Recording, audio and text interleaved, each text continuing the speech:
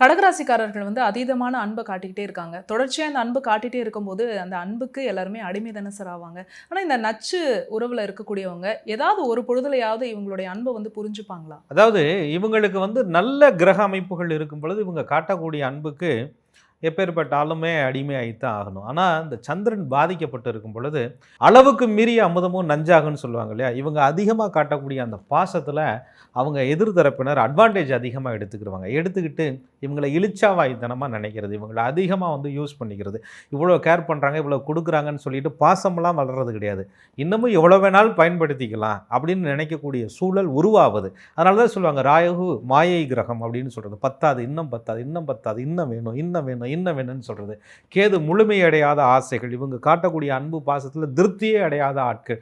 இந்த மாதிரி ஆட்கள் தான் கடகராசிக்காரர்களை மிஸ்யூஸ் பண்ணக்கூடிய ஆட்களாக மாறிடுவாங்க. அந்த ரிலேஷன்ஷிப்பு ஆரம்பத்தில் பார்த்தீங்கன்னு சொன்னால் ரொம்ப பாசமாக தான் ஆரம்பிக்கும். இவங்க ரொம்ப பாசம் கொடுக்கறதுக்கான வாய்ப்புகள் அவங்க உருவாக்கிக்கிட்டே இருப்பாங்க. எனக்கு வேறு ஆள் இல்லை, ஆறுதல் இல்லை, நான் அனாதை, என் கூட யாரும் இல்லை, நான் யாரு கூடயும் பிறக்கலை, எனக்கு அவங்க பார்க்கலை, இவங்க பார்க்கலை, இருந்தும் பிரயோஜனம் இல்லை, நான் வாழ்கிறதே வேஸ்ட்டு, எனக்காக யாருமே இந்த உலகத்தில் இல்லை, நான் கும்புற சாமி கூட என்னை கை விட்டுருச்சு, இந்த டைலாக்கெல்லாம் பேச பேச கடகராசிக்காரர்கள் அந்த நீர் தத்துவ அமைப்பு கொண்ட ஒரு ராசி, சந்திரனை அம்சமாக கொண்ட ராசி அப்படிங்கிறனால இவங்க மனசை அவங்க ஈஸியாக கரைச்சிட முடியும். சொல்கிறாங்கல்ல, கரைப்பார் கரைத்தால் கல்லும் கரைகிற மாதிரி கடகராசிக்காரர்கள் எதை வேணாலும் அவங்களுடைய மனநிலை அவங்க சரி அப்படின்னு நினைக்கக்கூடிய சூழலுக்கு அந்த நச்சு உறவுக்காரர்கள் கொண்டு வந்து விடுவார்கள்.